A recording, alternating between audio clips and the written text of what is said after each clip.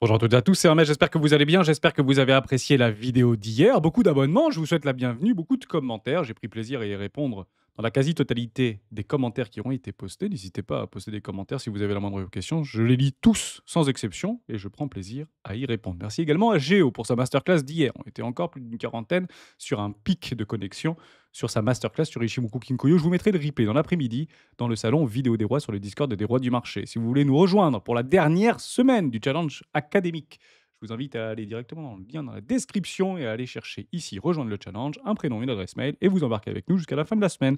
À 13h, dans conférence publique sur le Discord des Rois du Marché, vous aurez le Gator avec R partie trading. Bon, on va pas parler forcément de Bitcoin dans cette vidéo, on va pas forcément parler analyse technique, on va vraiment faire 1 minute 30, il s'est rien passé depuis hier.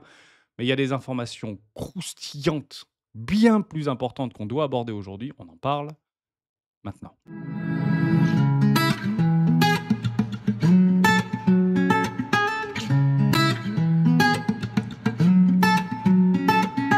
Mais juste avant de commencer, je vous invite à aller regarder le salon le plus consulté du Discord des rois du marché.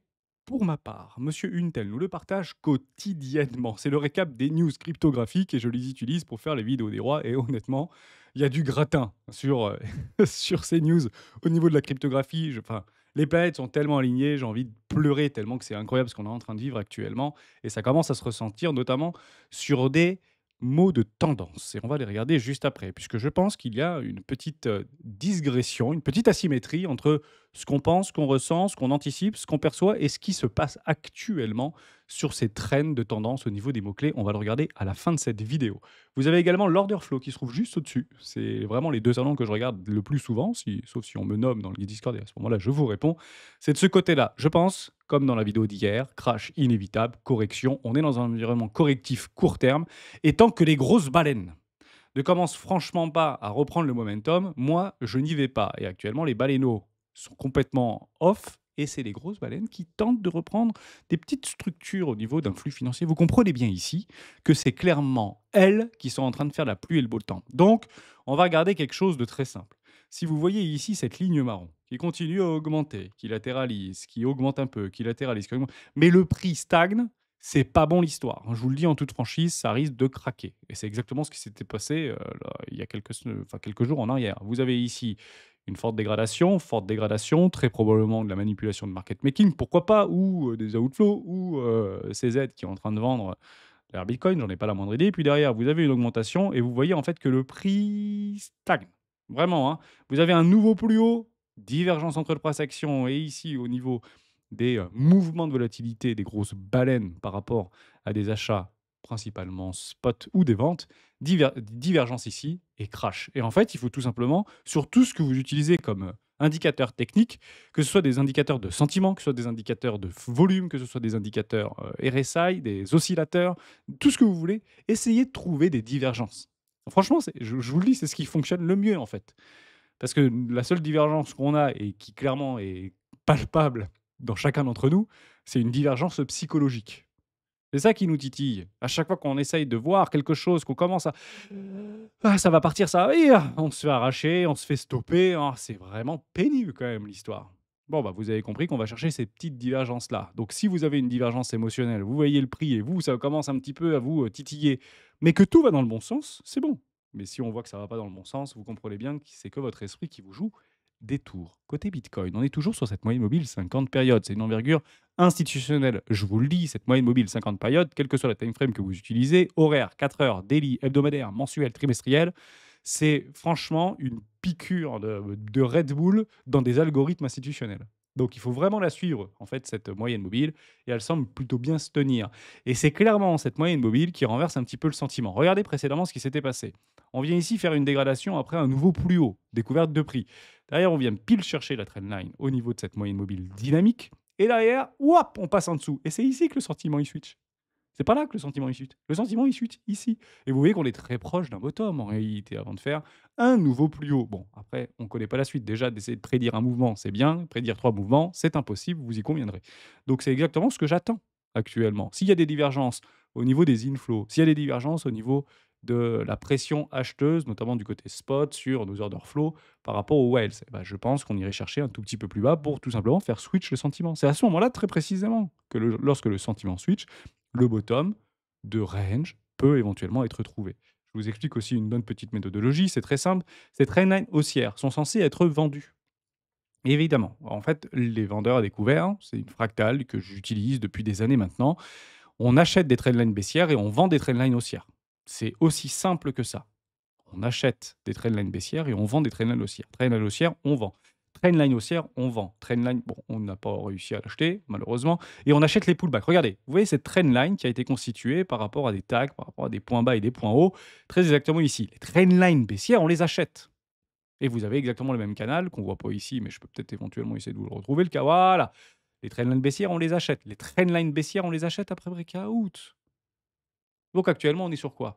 On est plutôt sur une trendline, haussière. Donc on tente potentiellement, de la vendre. En tout cas, on ne se met pas all in là-dessus. Levier x50, ça risque d'être périlleux, sachant que on est toujours en train de travailler ce fair value gap et il reste un tout petit fair value gap un tout petit peu plus bas, 110 000, pourquoi pas 109 000, 108 000 $.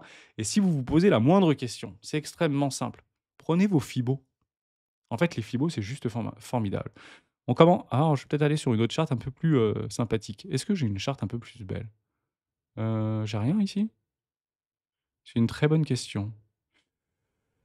Il y a des choses sur ces bah, alors, je vais prendre celle-là, formidable. OK, on prend par rapport au précédent flux. On vient chercher en haut, on achète quoi? Le premier arrêt. Tant que le premier arrêt tient, c'est parfait et il faut que ça réagisse. Ça réagit systématiquement sur des retracements Fibonacci. Si celui-ci cède, tourne dans une zone de rechargement, 618, 786. Donc bah, malheureusement, c'est en trillions de dollars puisque je suis sur le global market cap, mais vous avez compris, entre les 105 et les 109 000 $ à peu près, pas de problème. Moyenne mobile 50 aussi au niveau du retracement 50, qui n'est pas un retracement Fibonacci, mais qui fonctionne très bien. Si jamais ça passe pas, hop, et vous avez des time frames plus importants, et ben vous allez chercher un premier arrêt confluence avec la zone de rechargement, vue substantée juste avant. Derrière, zone de rechargement d'achat, et à la fin, c'est terminé, hein. Si on vient à casser cette dynamique de flux et qu'on vient chercher les 93, 90 000, 88 000 $, ça commence à être franchement chaud, chaud patate. Et c'est clairement là où on aura très très peur. Donc on passera dans l'extrême fear. Ce sera le dernier rempart avant bear market, malheureusement. Donc vous voyez qu'on est encore très éloigné. Ok, on fait un petit tour au niveau des inflows et des outflows, mais il n'y avait pas plus de choses à dire. En fait, rien n'a changé depuis le live de vendredi. On va partir du côté des outflows et des inflows. Encore des outflows, notamment du côté de BlackRock, 77 millions de dollars. Est-ce que ce sont des ventes ou ce sont des retraits de Bitcoin? La question reste ouverte. On l'a vu dans la vidéo d'hier. Maintenant, ce qu'on veut, c'est de regarder des trends, des tendances, tout simplement. Et on voit que ces tendances augmentent fort et baissent immédiatement. C'est exactement ce qu'on veut observer. Du côté d'Ethereum, c'est assez similaire. Vous aviez des massives outflows. Là, c'est vraiment des ventes, notamment sur la journée d'hier avec 375 millions de dollars du côté de BlackRock. Et boum, on remet une cartouche, 80 millions, 73 millions au global. Donc on voit bien qu'il y a peut-être une prise de liquidité, des TP. Et tant mieux, j'ai envie de vous dire, ni plus ni moins. Regardez Decentrader, c'est un outil aussi que j'utilise très régulièrement. J'ai eu une coupure, donc hop, je refais des mises à jour au niveau de Decentrader. On a toujours ces spikes de liquidité qui se trouvent sur. Alors, vous les voyez sur énormément de vos indicateurs préférés, comme Coinalysis, comme Unblock, comme plein de choses. Moi, j'aime bien utiliser Decentrader parce qu'on voit en fait que quand on s'approche des grosses strikes, on repousse. Bah, en fait, les vendeurs défendent leur prix. Et où est-ce que les acheteurs commenceront à défendre leur prix? Sur les 100 000 $. Vous voyez qu'ici, on passe tout de suite dans le vert. Donc, c'est vraiment aux 100 000 $ qu'on doit défendre coûte que coûte le prix. Donc, on peut aller chercher des mèches. D'accord? Alors les clôtures seront importantes jusqu'aux 95-93 000 $, mais c'est clairement ça qu'on veut voir. Donc maintenant, je pars du principe on serait sur un petit peu profond. C'est ce que je jouerais, mais actuellement, je ne joue pas, je ne le fais pas, je ne shorte pas, je me hedge pas. Mais c'est clairement là où il faudra éventuellement pas être surpris si on décide d'aller faire un petit tour sur une news catalysante qu'on n'a pas encore entre les mains. Dans l'autre sens, c'est exactement la même chose. Si on commence à réattaquer les 120 123 000 $, c'est pas pour repousser, hein. Si on fait ça, c'est pour les éclater littéralement. Voilà, c'est toujours la même chose. Donc j'espère que je vous aide en vous disant ça. Donc actuellement, on est toujours dans une sensation et une situation de neutralité. Et au niveau du fear and greed, vous êtes toujours au niveau de la neutralité. C'est normal qu'on n'ait pas encore ce frémissement d'euphorie ou ce frémissement de peur exacerbée, parce qu'on est tout simplement dans la neutralité. Donc ces indicateurs sont plutôt bons pour essayer de trouver des plaies. Donc soit dans les extrêmes, extrême peur ou extrême cupidité, là où on pourrait trouver des retournements. Les retournements sur des tendances haussières, faites attention, on ne les shorte pas, on prend des TP. Important, hein, de bien le rappeler. Je vais faire un petit tour au niveau des news et je reviendrai sur cette divergence au niveau de notre indicateur de trend qui, je pense, est important et j'aime vous la partager dans ce sens-là. Je n'ai pas forcément raison, mais j'aime bien vous envoyer sur un angle un tout petit peu plus psychologique et technique plutôt que à chaque fois que ça fait ça, ça chute. À chaque fois que ça fait ça, ça chute. Ça veut strictement rien dire. À chaque fois que ça fait ça, ça chute. Même si le marché semble plutôt se répéter, il faut vraiment prendre en considération ce qu'on avait observé. On y va. Ici, on est sur les bubble maps de Crypto Bubble. Vous avez 2 tokens qui commencent à sortir du lot. Un Pump, 2 M. Qu'est-ce que c'est? Memcore et Pumpfun. Intéressant. Donc, en fait, on est en train de voir des choses sur des trends de tendance par rapport à Altcoin, par rapport à Memcoin qui commencent à revenir. Eh oui, j'ai loupé la première mania l'année dernière, je vais pas louper celle-là. C'est peut-être la pire à choisir. C'est ça, en fait, qu'il va falloir prendre. En fait, les opportunités se créent dans le déni. Et généralement, la foudre tape rarement 2 fois au même endroit. Donc, est-ce qu'on va repartir sur une folie des mêmes coins? J'ai un doute. Je vous le dis en toute franchise, j'ai un doute. Parce que partez du principe que ceux qui y étaient et qui avaient chopé le play de l'année dernière se sont fait littéralement rincer. On a les chiffres. 0,7% des mêmes coiners ont perdu de l'argent. 0,7% ont gagné de l'argent. Donc 99,3% ont perdu de l'argent. Vous prenez, on va l'arrondir à 1%. Vous prenez 80% de ces 90, vous prenez 1% des 99%. En fait. 1%. Et vous prenez ces 80%-là. Donc des 1%, ce qui est ridicule, ont gagné en moyenne 1000 $. Vous imaginez? 80% des mêmes coins maximalistes, c'est la fusée, ont gagné juste 1000 $. 1000 $ ou moins. C'est incroyable.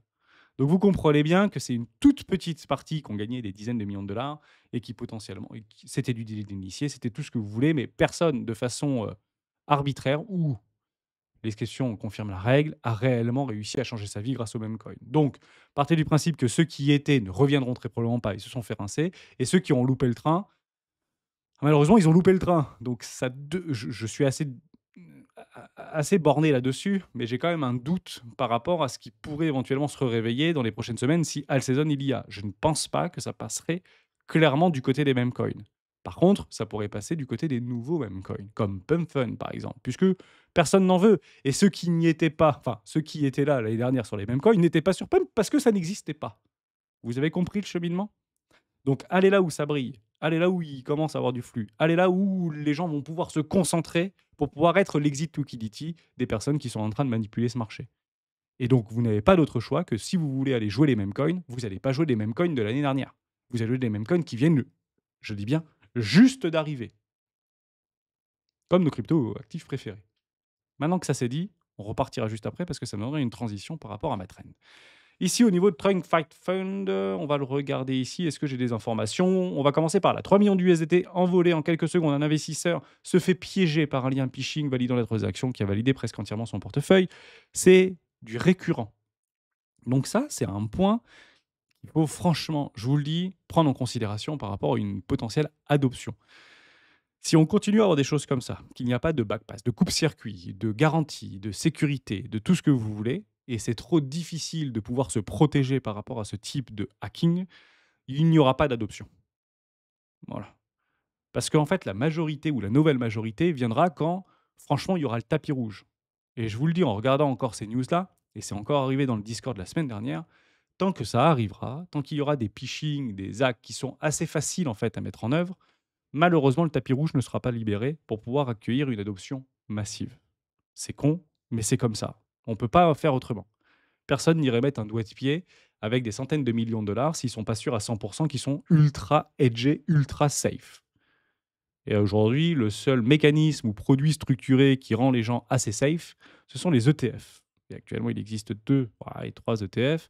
Solana, mais ça donne strictement rien. Ethereum et Bitcoin. Il n'y en a pas plus. Voilà, donc faites très attention à ça. On ne piégera pas, de nouvelles personnes par rapport à un manque de sécurité, malheureusement. Donc il va falloir franchement travailler dans ce sens-là. C'est en train de se développer, hein, attention, je ne dis pas le contraire, mais il semblerait que ce soit difficile, encore une fois, à faire accepter. Au niveau de crypto, c'est également, Trump poursuit sa stratégie offensive en matière de commerce international. Après avoir ciblé l'Inde, il met désormais la pression à l'Union européenne, menaçant d'instaurer un tarif douanier de 35% si celle-ci ne respecte pas ses engagements. Alors, La semaine dernière, c'était 15. Maintenant, ils viennent dire 35 si tu respectes pas ce qu'on a dit juste avant. Et OK, vous avez compris le truc. On est loin d'être sorti d'affaire. Il n'y a clairement aucune, je dis bien aucune forme, heu, de sensibilisation au niveau du marché sur cette dernière information. Donc je ne sais pas trop ce que c'était la semaine dernière, peut-être juste une prise de liquidité, une manipulation de marché, mais donc ce n'était pas une news catalysée par rapport à des dires de Donald Trump. Donc on peut en fait, et c'est bien de pouvoir le constater, bah, l'éliminer un petit peu de l'équation. Donc j'élimine de l'équation. Côté breaking, c'est Bitcoin Archive. Et là, les planètes s'alignent. Franchement, c'est parti. On y est. Nous y sommes. Le Brésil tiendra sa première audience réserve stratégique de Bitcoin le 20 août. Félicitations au Brésil. Indonésie. Dernière heure, le bureau du vice-président indonésien envisage d'adopter le Bitcoin comme actif de réserve nationale. Allez, on continue. Ce sont des puissances. Hein. L'Indonésie, le Brésil, c'est pas des petits pays. Hein. Ce sont des très gros pays.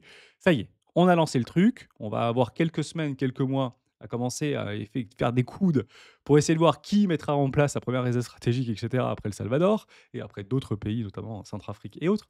C'est franchement super positif pour Bitcoin, principalement, vous y conviendrez. Donc pensez que Bitcoin va se crasher et va perdre 80% dans les 3 prochaines semaines. Il y a quand même peu de doute, mais on n'est pas à l'abri d'un petit retracement, bien évidemment, c'est le marché. Au niveau du home, par rapport aux États-Unis, il y a une asymétrie entre les vendeurs et les acheteurs, et il semblerait que ça faisait bien longtemps qu'on n'avait pas vécu ça. La dernière fois qu'on avait vécu ça, c'était en 2012-2013, clairement dans les répliques par rapport à la crypte des subprimes en 2008-2009. Et c'est très exactement ici où je me suis positionné sur les marchés financiers. C'est la raison pour laquelle je fais cette asymétrie par rapport à la vidéo d'hier. Je vous dis, on sera à 7500 points très probablement à la fin de l'année sur les indices boursiers, puisqu'en fait, à cette période très exactement, ça va exploser. Donc, tout semble croire qu'on est dans une crise immobilière aux États-Unis, qu'il y a plus de vendeurs que d'acheteurs, que les gens sont surendettés, etc. Et généralement, quand le biais macroéconomique psychologique est clairement exacerbé, ou c'est la preuve, on le constate, bah, c'est exactement là où les marchés commencent à faire strictement n'importe quoi. Généralement, c'est à l'inverse de ce que pense la majorité. Donc c'est la raison pour laquelle, aussi fou que cela puisse paraître, ça renforce un billet boule pour dire que bah, les marchés pourraient franchement accélérer pour cette fin d'année. Ici également, je ne sais pas comment la prendre. Vous me direz dans les commentaires quand vous prenez ce type de choses. Ça fait quand même plusieurs fois qu'on commence à le voir. Vladimir Poutine promet un cessez-le-feu immédiat à Kiev, abandonne 4 régions et renonce à l'adhésion de l'OTAN. C'est quelque chose qui tourne depuis 6 7 mois, mais il semblerait que ça tourne de plus en plus. Et c'est clairement le leitmotiv actuellement de la politique de Vladimir Poutine entre le conflit hein, entre la Russie et l'Ukraine. Ça se fait pas, et c'est assez bizarre. En tout cas, il semblerait que, il y aurait un cessez-le-feu, littéralement la minute même, au moment où Kiev, renoncerait à ses États. Je pense que c'est Donald Trump qui choisira, clairement. Donc attendez peut-être une news de Donald Trump de ce côté-là et on verra si oui ou non ça se fait et finalement, la fin de la guerre serait juste formidable. Je continue par rapport à ça. Formidable. Altcoin. Alors, vous pouvez mettre altcoin comme ça, vous pouvez mettre altcoin avec un S, vous mettez un petit peu comme vous voulez. Ça ne change pas grand-chose, hormis au niveau de la volatilité. Et on voit qu'on est sur un pic ici. On l'avait vu, on en avait parlé la semaine dernière, ça commence à se réveiller, mais le prix ne fonctionne pas. En fait, ce qu'on va regarder, c'est tout simplement des divergences. Et je vous l'ai donné juste ici. Je vous ai mis sur ce graphique-là, et on en regardait à chaque fois. Vous voyez là, on est sur un pic, crash. On est sur un pic, crash. On est sur un pic, est-ce que ça doit cracher? En réalité, pas forcément. Regardez pourquoi. Parce que précédemment, on se remet aux alentours de août, septembre 2020. Ici, on avait un pic, retracement. Pic, retracement. Pic, pas de retracement. Nouveau pic, gros retracement, je vous l'accorde. Mais à quel moment on s'est dit, OK, c'est la fin clairement du all season? Où on pouvait éventuellement ajouter une flèche à notre arc pour dire, on est proche d'un sommet de marché, ça risque d'être un petit peu compliqué. Une divergence. Vous voyez que le prix monte ici, vous voyez au niveau de l'indice de popularité de Trend sur Google Trend diminue. Donc il faut absolument qu'on trouve ça. Ne cherchez pas autre chose. Cherchez des divergences. Ici, on est sur un nouveau plus haut et on s'effondre. Ici, on est sur un plus haut et on s'effondre. Ici, on commence à avoir un nouveau plus haut si vous mettez un S ou pas d'S.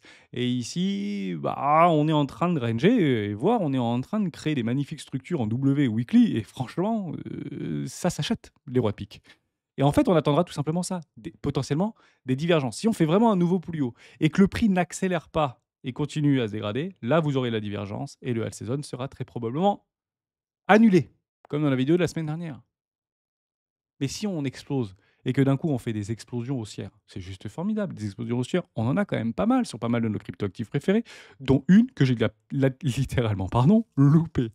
Bon, c'était impossible à prendre, on va pas se mentir, c'est clairement de la manipulation, c'est MYX. Est-ce que vous connaissez MYX? Formidable. MYX. Finance, DeFi, vous l'avez compris, le machin pousse x20 en une semaine. Donc soit vous y êtes et vous avez réussi, soit vous n'y êtes pas et vous n'y allez pas, tout simplement. D'ailleurs, on peut aller regarder sur IMX ici, je pense que ça va, IMX, YX, pardon, USD. Ça doit être listé sur Biget, c'est liste, ça vient d'être listé sur Binance, voilà. Regardez comme c'est beau, c'est juste magnifique. Ah, je voulais vous parler d'un truc juste formidable qui appuie un petit peu ma thèse d'une correction supplémentaire, sans pour autant vouloir mettre short x 1000 sur ce type de truc. Vous avez une magnifique latéralisation. Mais il faut bien comprendre que cet altcoin était capitalisé à hauteur de 5 millions de dollars, 12 millions de dollars. Et des trucs qui ont 12 millions de dollars, 5 millions de dollars, vous en avez à la pelle. Vous en avez des dizaines de milliers. Des trucs à 3, 5, 2 millions de dollars. Donc pourquoi ce truc explose? Ils ont annoncé une version 2. Formidable, du buyback, des frais en moins, tout ce que vous voulez, du staking, des trucs. Ils ont fait un listing sur Binance et sont entrés dans le Binance Alpha. Donc il faut regarder des tokens si vous voulez voir ce type de choses qui soient obligatoirement sur des gros échangeurs ou potentiellement listables sur des gros échangeurs. Ici, Binance Alpha. Regardez, si vous voulez choper, franchement, si vous êtes un petit peu cow-boy et que vous avez peur de rien et que vous êtes prêt à prendre des risques qui sont démesurés, ne regardez pas tous les altcoins qui sont à 5 millions de dollars. Regardez juste les altcoins qui sont actuellement dans Binance Alpha. C'est lui qui fait la pluie et le beau temps. C'est Binance, ils ont 250 millions d'utilisateurs. Regardez, on parle beaucoup de la fameuse application mobile Coinbase dans le top des téléchargements au niveau de l'App Store ou du Play Store. Mais Binance à lui seul, c'est un App Store à crypto et à shitcoin. Du jour au lendemain, il peut décider de mettre en avant, dès que vous ouvrez l'application Binance, boum, MYX dans le top trend, nouvelle version. Pourquoi investir? Et un petit peu de launchpad et du buyback et un airdrop. C'est eux qui font ça. Et dans le même temps, vous observez quelque chose. Quelqu'un a fait quelque chose qu'il a eu tout à fait raison de faire. Je passe en 3 heures. Là, ils ont vendu pour plus d'1 million de dollars. Donc 1 million de dollars, c'est un impact de 7 millions de dollars sur la market cap. Mais encore une fois, ce n'est que 1 million de dollars. C'est extrêmement faible. Donc bon, partez du principe que il semblerait que, en même temps qu'il y a eu un unlock sur des adresses particulières, vous avez eu un buy sell limit, enfin un sell market pardon, immédiat, plus d'1 million de dollars dans la poche. Et effectivement, x20 le truc. Donc c'est comme ça qu'on arrive éventuellement à tenter d'aller chercher et aller chiner. Je vous le dis, c'est un temps fou à passer derrière les écrans, mais ça fonctionne. Il faut juste tomber sur le. C'est de la loterie. Voilà, je résume tout à fait. C'est de la loterie. On a donc parlé de tout. On a parlé des trends. On va juste rajouter quelque chose à cette trend qui s'appelle les meme coins. Allez là où ça brille, qu'on aime Pépé, qu'on n'aime pas Pépé, qu'on aime Coco, qu'on n'aime pas Coco, peu importe. On comprend bien qu'actuellement, cette trend de meme coin est également à l'unisson par rapport à la trend de altcoin. Si vous mettez un S, c'est pas exactement la même chose, mais on s'en fiche un petit peu. Voici les termes de recherche. Bon, qu'actuellement, les gens, ils reviennent pourquoi? Bah, pour venir dans le casino, parce qu'ils se sont fait lessiver il y a 6 mois, ils ont décidé, bon, on va remettre un petit billet dans le casino. Donc c'est clairement dans les mêmes coins que ça pourrait repartir. Et si ça doit repartir dans les mêmes coins, je pars du principe, ça c'est moi qui le dis et c'est très personnel, que ce sera dans les nouveaux tokens. Pump Fun, par exemple. Alors, c'est pas exactement la même chose, attention. Pump Fun et PP de l'époque, c'est pas exactement la même chose parce que je vois de plus en plus d'analogies entre PP et Pump Fun. Alors, je vous le dis, on joue pas du tout dans la même cour. Vous mettez PP, qui est déjà un token qui a plus de 3 milliards de dollars de capitalisation, mais d'où il est parti, PP?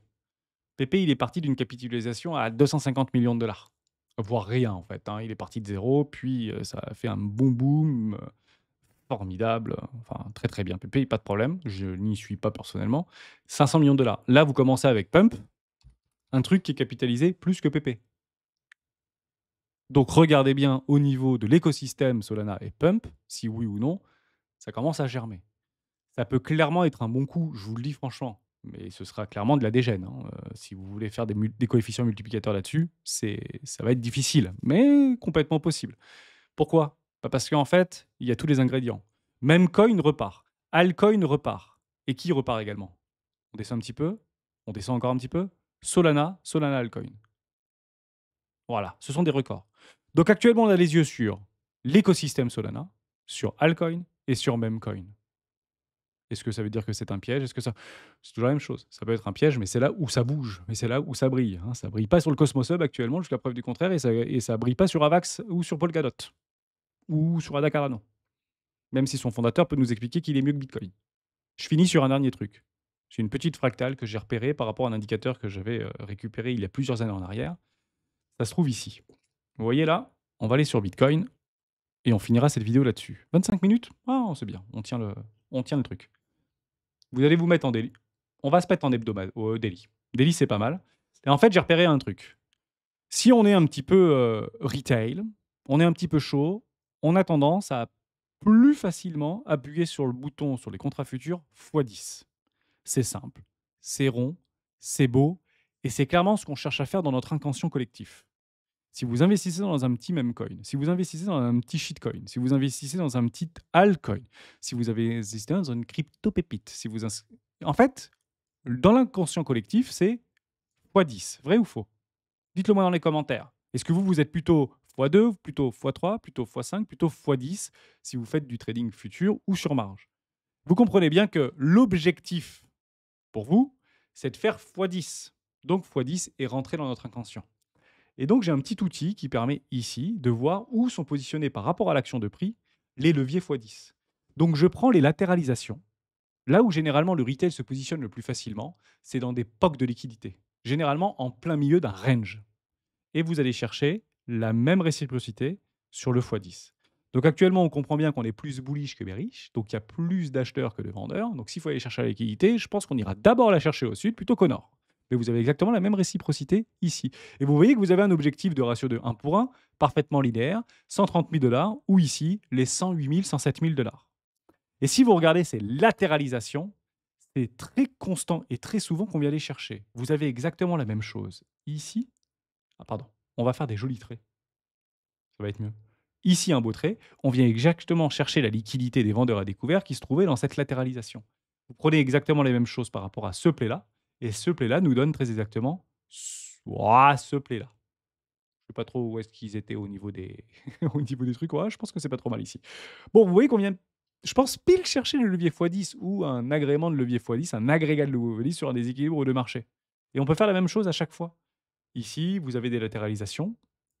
Et on vient exactement chercher les x10 de cette latéralisation. Vous voyez? Juste là.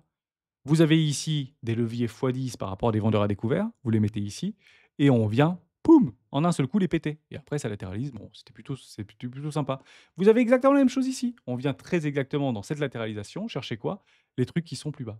Là, vous voyez ici, sur cette mèche-là, avant de repartir et potentiellement trouver un directionnel. Et une latéralisation, retournement, peu importe, mais je vous parle court terme ici. Donc on efface tout et vous voyez bien que ça marche plutôt pas trop mal notre histoire. J'espère que je vous ai aidé en vous disant ça, mais partez du principe que si vous vous posez les questions où est positionné le retail actuellement sur des leviers x10 parce qu'on pense que c'est là qu'il faut aller, c'est pas ici. Ça, on s'en fout. Ceux qui sont là, ils ont pris une claque. Il y en a beaucoup qui se sont fait liquider. On n'ira pas forcément aller chercher cela. Mais je pense que ceux-là, on pourrait aller venir les chercher. Ça ne remettrait pas du tout en cause la dynamique de fond et on viendrait tout simplement faire quoi? Une petite axe sur une neckline d'une trendline baissière. Et vous savez quoi? Ces trendlines baissières, on les achète. On se retrouve à 13h pour le live avec Gator et R et on se retrouve demain dans une prochaine vidéo de du Bitcoin. Ciao, ciao, ciao.